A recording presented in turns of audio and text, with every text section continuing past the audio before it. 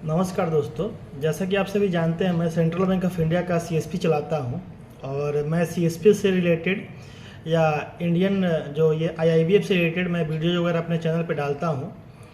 और जो भी आप लोगों के कमेंट आते हैं मैं उसको पढ़ता हूं और कमेंट मुझे कुछ अच्छे लगते हैं तो मुझे लगता है कि इस पर एक वीडियो बना के डाल देनी चाहिए, तो मैं वीडियो बना के भी डाल देता हूँ। तो इसी सीरीज में मुझे जो वो मेरी वीडियो जो वगैरह थी उस पर मैंने देखा कि कुछ लोगों का कमेंट आ रहा था कि सर सीएसपी का जो कमीशन है इसको कैसे इंक्रीज करे या सीएसपी का कमीशन कैसे बढ़ाए। और अब मैंने रील्स वगैरह भी डाली थी जिसमें मैंने अपना सीएसपी का कमीशन दिखाया था कि हर महीने जो है मुझे 50 से रुपये के आसपास सीएसपी से कमीशन आता है। ये 2-4 हज़ार रुपये अप डाउन होते रहता है, कभी 54-55 आ जाता है, कभी 45-47 आ जाता है, मतलब इसी के आसपास रहता है, 5,000 के बीच में मतलब घूमते रहता है। और एवरेज 50,000 के आसपास मेरा कमीशन आता है। तो कुछ लोग बोल रहे थे कि सर इसके रिलेटेड एक वीडियो बना के डालिए कि कैसे कमीशन को हम इंक्रीज करें, क्योंकि हमारा कमीशन जो है कोई बता रहा था 15,000 आ रहा है, 20,000 आ रहा है, या बहुत लोग हैं काफ़ी मेहनत करते हैं लेकिन उनका कमीशन जो है इंक्रीज नहीं हो रहा है। और तो मैंने इसके रिलेटेड ये वीडियो बनाया है। तो चलिए मैं इस वीडियो को शुरू करता हूँ। और इसके पहले हम लोग पहले ये देखेंगे कि कमीशन जो है आता कहाँ से है सीएसपी का, और नॉर्मली आता कहाँ से है, मतलब ज़्यादा कमीशन कहाँ से आता है, कौन कौन सा आप काम करते हैं तो कमीशन आता है। तो आप सबको जैसा पता है कि सीएसपी में जो कमीशन आता है, एक्चुअली मैंने यहाँ पे एक वर्ड फाइल बना रखा है और वर्ड फाइल में हम देखेंगे जैसे अकाउंट ओपनिंग वगैरह है, अकाउंट ओपनिंग से कमीशन आता है आपका।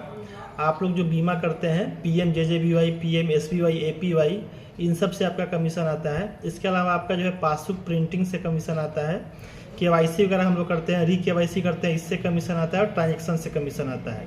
ठीक है, एक्चुअली मैंने यहाँ पे अपना ये बना रखा है कि मेरा इसके आसपास थोड़ा बहुत अप डाउन होते रहता है। तो मेरा कमीशन जो सबसे ज़्यादा आता है वो ट्रांजेक्शन से आता है। ठीक है, तो अकाउंट ओपनिंग की पहले हम बात करें तो कोई भी सीएसपी जो यहाँ पे अकाउंट ओपनिंग होता है तो आप महीने का अगर 100 अकाउंट भी ओपन करते हैं, ठीक है, हालांकि 100 अकाउंट बहुत ज़्यादा हो गया, इतना नहीं वो अकाउंट ओपन होता है, मेरे यहाँ तो 40-50 होता है, 30 भी होता है महीने का।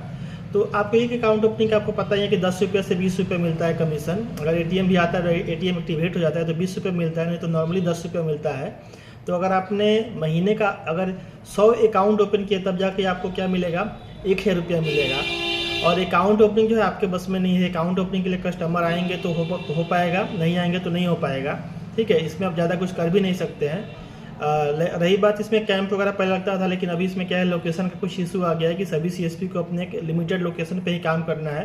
पहले क्या था, लोग कैंप लगा के कहीं कहीं जाके खाता खोल देते थे और फिर क्या रहता था, वो नंबर ऑफ अकाउंट उनके पास ज़्यादा रहता था। लेकिन अभी इसको क्या किया गया है, रिड्यूस कर दिया गया है, लोकेशन सब में डाल दिया गया है, 5 किलोमीटर का या 2 किलोमीटर का, ऐसा कुछ इशू कर दिया गया है। तो अकाउंट ओपनिंग जो है, इससे मैं बात करूँ तो ज़्यादा कुछ इफेक्ट नहीं पड़ता है, ज़्यादा कमीशन इससे नहीं आता है। ये जो है नॉर्मल प्रोसेस है, इससे थोड़ा बहुत कमीशन बनता है। वही बीमा की मैं बात करूँ तो अटल पेंशन हो गया, या जीवन ज्योति बीमा हो गया, या PMSBY हो गया, तो प्रधानमंत्री सुरक्षा बीमा जो होता है इसमें आपको 1 से 2 रुपया कमीशन मिलता है अलग अलग बैंकों में एक बीमा करने पे। और जीवन ज्योति जो बीमा होता है इसमें आपको 30 रुपये से 40 रुपये एक बीमा करने पे मिलता है कमीशन। तो अगर आपने 10 बीमा किया तो 400 रुपये मिलेंगे, 15 किया तो आप वही मान के चलिए कि 15 × 30 750 रुपये मिलेंगे। अगर APY भी आपने 10 किया तो मतलब आपका बीमा भी अगर आप करते हैं तो यहाँ से आपका 1,000 से 2,000 रुपये का कमीशन आ सकता है। पासबुक प्रिंटिंग वगैरह से ही 5 रुपये पर पासबुक प्रिंटिंग मिलता है, तो इससे भी कुछ कमीशन आ सकता है। अब नॉर्मली देखिए, मेनली जो मेरा कमीशन है ना, मेरा जो अगर 50,000 का कमीशन आता है तो इसमें जो है 5,000 रुपया ही इन सब कुछ ये सारे काम करके आता है। अकाउंट ओपनिंग, बीमा, पासबुक प्रिंटिंग, KYC, KYC, बहुत कुछ होता है, FD वगैरह होता है, ये सब कुछ करके 5,000 बनता है। और जो ट्रांजेक्शन होता है, मतलब फंड ट्रांसफ़र हो गया, विड्रॉल हो गया, डिपॉजिट हो गया, तो इससे क्या रहता है, मेरा 90% जो कमीशन आता है, जो 90% मेरा अर्निंग रहता है वो क्या रहता है, ट्रांजेक्शन से रहता है। और इवन मेरा ही नहीं, जो लोग भी सीएसपी चला रहे हैं और जिनका सीएसपी अच्छा चलता है, अच्छा कमीशन अर्निंग कर रहे हैं, उन सबका कमीशन जो डिपेंड करता है उनके ट्रांजेक्शन पे। ठीक है, ट्रांजेक्शन वो लोग जितना ज़्यादा करते हैं, जितना ज़्यादा आप कैश विड्रॉल कीजिएगा, डिपॉजिट कीजिएगा, फंड ट्रांसफ़र कीजिएगा, उससे क्या रहेगा, आपका कमीशन जो है फ्लक्चुएट करेगा और उससे आपका कमीशन आएगा। तो ये कमीशन जो है ट्रांजेक्शन बेस पे कमीशन जो है ट्रांजेक्शन का सबसे ज़्यादा आता है। और सबका यही होता है, अगर स्टेट बैंक है, सेंट्रल है, PNB है, आप कोई भी सीएसपी चला रहे हैं, आपके यहाँ जितना ज़्यादा ट्रांजेक्शन होगा उतना ज़्यादा कमीशन आएगा। क्योंकि ये जो है इसको आप बढ़ा सकते हैं, घटा सकते हैं, ये आपके ऊपर है। ट्रांजेक्शन अब आप बोलेंगे कि कैसे बढ़ा सकते हैं, घटा सकते हैं, तो इसको अभी हम लोग इसी वीडियो में डिस्कस करेंगे। लेकिन अब ये चीज़ें क्या है, KYC है, री-KYC है, कस्टमर का खाता बंद है तो री-KYC के लिए आएगा, तो इसमें आपको एक कस्टमर में 20 रुपये मिलेगा। महीने में अगर 10 कस्टमर री-KYC वाले आ गए तो आपको 200 रुपये, 400 रुपये, 500 रुपये मिलेगा। तो इसको आप लोग ऐसा नहीं किसी को पकड़ के आप लोग री-KYC कर देंगे। पासबुक प्रिंटिंग में भी वही है, सर्वर काम करेगा या कस्टमर आएंगे तो आप पासबुक प्रिंटिंग कर पाएंगे। तो अगर आप 100 पासबुक प्रिंटिंग करते हैं तो एक पासबुक पे आपको 5 रुपये मिलता है, मैक्सिमम आप 5,000 रुपये यहाँ से पा सकते हैं।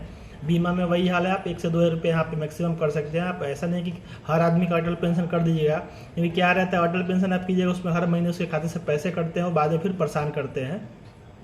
तो ये सब चीज़ें हो गई। अब ट्रांजेक्शन जो है आपका, कोई भी CSP का मैंने वही बताया कि जो CSP का कमीशन आता है ये कैसे आता है, ट्रांजेक्शन से आता है। अब ट्रांजेक्शन को आपको इंक्रीज करना है, तो इंक्रीज ट्रांजेक्शन आपका इंक्रीज कैसे होगा, तो देखिए ट्रांजेक्शन को इंक्रीज करने के लिए आप अपने CSP पे हमेशा कोशिश कीजिए कि कैश अवेलेबल रहे, ठीक है।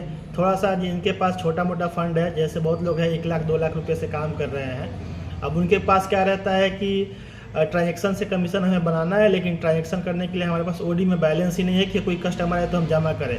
सपोज ये कोई कस्टमर आया और आपके पास OD में बैलेंस नहीं है, आप उस समय उसका जमा नहीं कर पाएंगे, आप बोलेंगे बाद में जमा कर देते हैं या थोड़ी देर बाद हो पाएगा, तो क्या रहता है चला जाता है, तो आपका ट्रांजेक्शन नहीं हुआ। लेकिन वो क्या रहेगा, आगे भी नहीं आएगा आपके पास। तो आपको कोशिश करनी है, कोई भी कस्टमर डिपॉजिट के लिए आया तो आपके पास OD में या आपकी जो OD CSP अकाउंट होता है उसमें पैसे रहने चाहिए जिससे आप उसको जमा कर पाएँ। तो इससे क्या रहेगा, आप डिपॉजिट करेंगे और जब भी कस्टमर आएगा पैसा उसका उसी समय डिपॉजिट करके उसको पर्ची दे देंगे, उससे सिग्नेचर करा देंगे, तो उसको ट्रस्ट बनेगा कि जब भी मैं जाता हूँ पैसा जमा करने, वहाँ पे पैसा मेरा इंस्टेंट जमा हो जाता है। सेम यही काम आपको विड्रॉल में भी करना है। विड्रॉल के लिए जैसे क्या रहता है, कस्टमर आते हैं और CSP पे क्या रहता है कि जब जाएंगे वो तो पता लगेगा बैंक में पैसा नहीं है, तो कस्टमर को लगता है चलो CSP पे देखते हैं, फिर CSP पे जाते हैं तो वहाँ भी कैश नहीं रहता है, ठीक है। तो आपको CSP पे कैश कोशिश करने की हमेशा अवेलेबल रहे। इनकेस बैंक में नहीं है तब आप कोशिश करने की और अधिक आपके पास कैश रहे। जैसे मैं CSP चलाता हूँ तो मुझे नॉलेज रहता है कि किस दिन कैश ज़्यादा निकलने वाला है या किस दिन कैश कम निकलने वाला है। अब नॉर्मली क्या होता है, सोमवार को या मंगलवार को कैश CSP पे ज़्यादा बढ़ता है, ठीक है। या मैं बात करूँ जिस दिन बैंक बंद रहता है उस दिन थोड़े कस्टमर ज़्यादा आते हैं। तो इन सब चीज़ों का आप ध्यान रख सकते हैं और आप कोशिश कीजिए कि अपने CSP पे हमेशा कैश अवेलेबल रखें। अब आप कहेंगे सर कैश अवेलेबल कहाँ से रखेंगे, कैश नहीं मिलता है, तो आपका जहाँ CSP है आसपास दुकानदार जो भी है, जैसे मैं बात करूँ मेरे यहाँ जो भी खाते हैं सब लोग का सेंट्रल बैंक में, आप सब लोग से बात कीजिए, जो भी दुकानदार हैं उनसे क्या है कैश कलेक्शन वगैरह कीजिए, उनसे कैश लीजिए, ठीक है। और उस कैश को आप अपने AEPS में यूज कीजिए, मतलब जो भी पैसे उठा रहे हैं उनको दीजिए। आप कस्टमर से दुकानदारों से कैश लीजिए, उनके खाते में पैसे डलवा दीजिए या डाल दीजिए, तो इससे क्या रहेगा आपके पास कैश आएगा। आप लोकल में आपके आसपास कोई पेट्रोल पंप है, कोई दुकानदार है जो अच्छा जिसके यहाँ बिक्री होती है या कोई होलसेलर दुकानदार है, तो उनसे कॉन्टेक्ट करके आप कैश का अरेंजमेंट कर सकते हैं।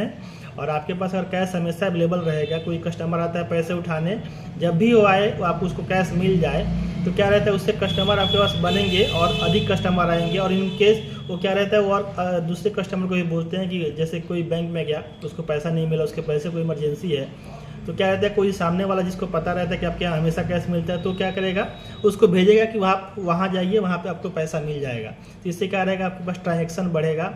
और ट्रांजेक्शन हमारे यहाँ मैं बात करूँ तो डेली का इन एवरेज हमारा 120, 130, 150 के आसपास ट्रांजेक्शन रहता है डेली बेसिस पे हमारे पास। CSP पे मैं बात करूँ तो CSP पॉइंट पे लगभग 1-1.5 लाख 2 लाख रुपये तक का जमा जाता है और हमारे यहाँ 3 से 4 लाख रुपये 5 लाख रुपये तक का विड्रॉल रहता है नॉर्मली एन एवरेज। 2-3 लाख का जमा जाता है, 2-3 लाख हमें बैंक से लाने पड़ते हैं कभी कभी आसपास में ही दुकान वगैरह से अरेंजमेंट हो जाता है या पेट्रोल पंप वगैरह से अरेंजमेंट हो जाता है। तो आप थोड़ा बहुत मार्केट से कैश का अरेंजमेंट कीजिए। सिर्फ बैंक के भरोसे मत रहिए कि बैंक से कैश मिलेगा तो बांटेंगे। बहुत लोग क्या रहता है बैंक में कैश नहीं रहता है तो उनके CSP पे भी नहीं रहता है। जिस दिन बैंक में कैश नहीं रहता है उस दिन अगर आपके पास कैश रहेगा तो आपके पास क्या रहेगा, ज़्यादा ट्रांजेक्शन होगा, आपके पास अपॉर्चुनिटी रहेगी ज़्यादा कमीशन बनाने की, ठीक है। तो अपने बिहार में ऐसे भी बैंकों में सप्ताह में 1-2 दिन कैश ख़त्म रहता है या बैंक बंद रहते हैं तो आप लोग CSP बंद रखते हैं। जिस दिन भी बैंक बंद हो उस दिन CSP खुला रखिए, उस दिन ट्रांजेक्शन कीजिए, तो उसका क्या रहेगा आप लोग को बेनिफिट मिलेगा और आपको उससे कमीशन अच्छा बनेगा, ठीक है। तो आप लोग ऐसे अपना CSP का जो कमीशन है इंक्रीज कर सकते हैं और नंबर ऑफ ट्रांजेक्शन जो मैंने बताया कि जितना ज़्यादा ट्रांजेक्शन आपका होगा उससे आपका कमीशन बढ़ेगा। सीएसपी का कमीशन बढ़ाने के एकमात्र उपाय है ट्रांजेक्शन बढ़ाना। और ट्रांजेक्शन आप कैसे बढ़ाएंगे? कैश का अरेंजमेंट रख के। अगर आपके पास फंड कम है, थोड़ा सा फंड बढ़ा लीजिए। आपके पास जैसे सीएसपी पे क्या है, 50,000 1 लाख रुपया है और आपको लग रहा है कि आधे घंटे में ख़त्म हो जाएगा, तो पहले ही कैश ला के रख लीजिए सीएसपी पे, या आप निकल जाइए कैश लाने। एट द सेम अगर आपको डिपॉजिट करना रहता है तो ओडी में हमेशा पैसा रखिए 50,000, 40,000, 30,000, ताकि कम से कम कभी भी कोई कस्टमर आए तो उसको लौट के ना जाना पड़े और उसका जमा हो जाए। तो इससे क्या रहेगा, आपका जो ट्रांजेक्शन होगा डिपॉजिट कीजिएगा तो कैश भी आ जाएगा और ट्रांजेक्शन भी बढ़ेगा। वैसे ही विड्रॉल कीजिएगा तो आपका नंबर ऑफ ट्रांजेक्शन बढ़ेगा। इससे धीरे धीरे बढ़ेगा, धीरे धीरे लोगों को ट्रस्ट आएगा और फिर क्या रहेगा, आपका कमीशन जो है अच्छा बनेगा। मैं अगर अपनी बात करूँ तो मैं आपको यहाँ पे दिखाता हूँ। ये जैसे देख रहे हैं आप, ये हमारा जैसे मैं बता दूं, मैं संजीवनी विकास फाउंडेशन बिहार के लिए काम करता हूं। संजीवनी विकास फाउंडेशन एक सीएसपी प्रोवाइडर कंपनी है जिसका सेंट्रल बैंक ऑफ इंडिया और भी बहुत सारे बैंकों के साथ टाई अप है। और इसमें देखिए तो मेरा एवरेज जो कमीशन है यहाँ पे देखिए 53,000, 53,000, 54,000, 54,000, 48,000, 51,000, 52,000, 49,000, 50,000, 51,000, 53,000। तो ये मेरा नॉर्मली जो है कमीशन इतने आसपास आता है। इसमें से जो टैक्स काट के आता है 5% हम लोग का टीडीएस कटता है। जैसे यहाँ पे आप देख रहे होंगे सब टीडीएस कटा है और मैंने इसको इनकम टैक्स के साइड से ही खोल के रखा है। ठीक है, इनकम टैक्स के साइड से मैंने खोल रखा है। इसमें हमारा टीडीएस इतना कटा था 31,460 रुपया, जो कि बाद में हालांकि हम रिफंड करवा लेते हैं, आईटीआर फाइल करते हैं तो इसको, क्योंकि जो टैक्स स्लैब था उसमें हम नहीं आ पा रहे थे। और अभी तो और अच्छी बात है कि आप लोग 12 लाख रुपए तक का जो टैक्स है उस पर फ्री हो गया है। मतलब 12 लाख रुपए तक की अगर आपकी इनकम है तो आपको टैक्स देने की ज़रूरत नहीं पड़ेगी। तो ये था तो दोस्तों मेरे तरफ से कुछ कंप्लीट इन्फॉर्मेशन आप लोगों के लिए। अगर आप लोगों को कुछ दिक्कत आ रही है, कुछ समझ में नहीं आ रहा है, तो आप हमें कमेंट करके पूछ सकते हैं, हम कमेंट का रिप्लाई भी करते हैं। और वीडियो अगर आपको अच्छी लगी तो इसको लाइक कीजिए। कोई कमेंट आपके मन में कोई भी क्वेश्चन हो तो उसको कमेंट